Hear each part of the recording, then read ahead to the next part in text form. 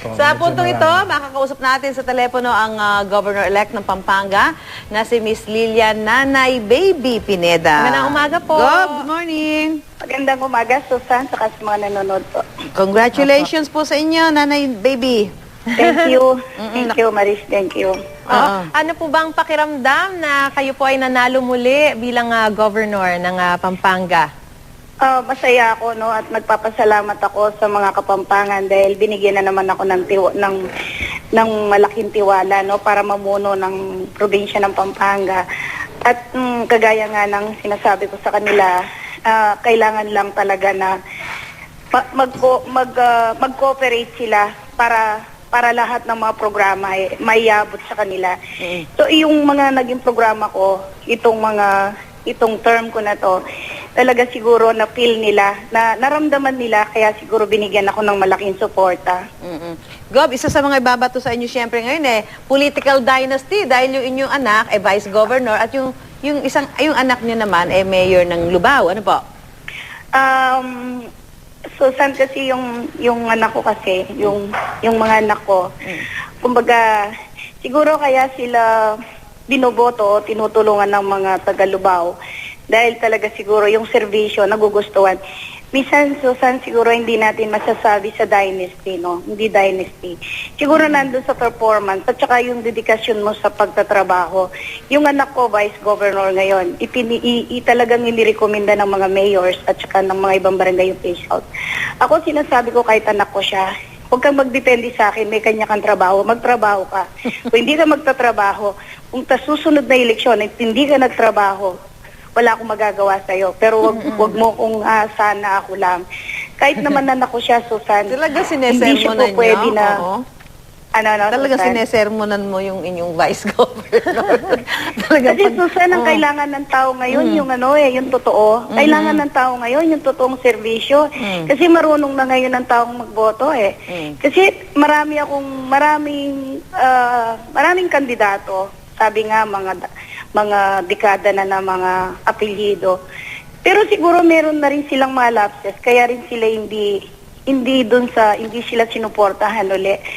Hindi naman sa pera-pera Yung gamitin mo yung pera ng gobyerno, gamitin mo yung pera ng probinsya. Doon sa tama, doon sa may di-deliver mo lahat yung pondo ng probinsya mo sa lahat ng pinakamaliit na tao. Hindi doon sa pera-pera. Ang tao talaga ang kailangan nila. Ano ang nagmumulang support mula sa provincial government? Gov, oo, si Maris po ito. Napag-usapan na rin po yung pera, no? Ano po bang masasabi niyo dun sa alegasyon ni Among Ed Panlilio na nagkaroon daw po ng vote buying sa lalawigan ninyo? Maris, na kahit na kailan, kahit na sinasabi nila ako may pera, hindi ko man kailangan gagamitin yung magbo-vote buying ako. Opo. Pitong bayan, hindi ako lumabas, hindi ako nag-affair, hindi ako nagkampanya. Tiningnan ko talaga kung naramdaman ng mga Kapampangan yung aking panunungkulan ko. Ano ang pakiramdam ng isang kandidato kung mamimili siya ng boto tapos magtatrabaho pa para sa kanila? Ang sa akin, tiningnan ko talaga kung ano ang naramdaman ng Kapampangan tungkol doon sa pag-upo ko bilang gobernador nila. Pero hindi ko ugali kailanman yung mamili ako ng boto. Siguro yung bumoto sa akin na kulang sa 500,000, hindi ko siguro yun mabibili. Paano ko naman gagawin yun? Nagtrabaho naman ako. Opo. Pero Sana sabi mo, yung aligasyon na vote buying, pag-isipan din natin kung ano ba talaga ang nangyari. Kahit tingnan nila yung tao, kahit tanungin nila. Never akong nagsabing bayaran kita, boto mo ko. Hindi ko ugali yun. Siguro kaya tumatagal ako sa panunungkulan ko dahil nirerespeto ko yung tao. Na yun na lang kalayahan nila para bumoto sila. Babayaran mo pa. Mahirap na nga sila. Babayaran mo pa para sa boto nila. Hindi naman yata tama yun.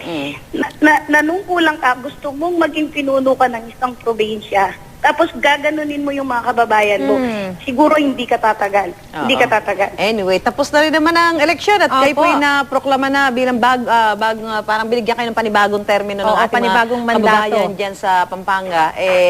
siguro, ano na muna na yan, isang tabi muna, ano po, yung mga ganyan mga, Ganyang batuhan ng mga alegasyon, oo, Hindi, kulan ng minsan, mga Susan, putik. minsan, hindi natin alam kung may mga gumagawa man ng ganyan, At ako, wala na akong pakialam doon sa mga ganon. Kung may gumagawa man ng ganon. Pero para sa akin, ang katwiran ko, irespeto mo yung mga tao, irespeto mo yung mga mahihirap sa karapatan nila. Oh, okay. Yun na lang ang karapatan nila. Okay. Pero wag mo silang bilhin. Wag mo silang bilhin. Alam nila yung gagawin nila. So, sana nga itong mga ganitong mga issues, Susan, dapat tapos na naman ng eleksyon, hindi makakatulong yan, hindi makakatulong. Gusto nila, interviewin nila, tanungin nila kung hindi pa sila tapos sa pamumulitika. Okay. Alright, Maraming salamat. salamat po. Si Governor-elect Lilia Pineda. Ayan. Congratulations po ulit sa inyo. Congratulations po.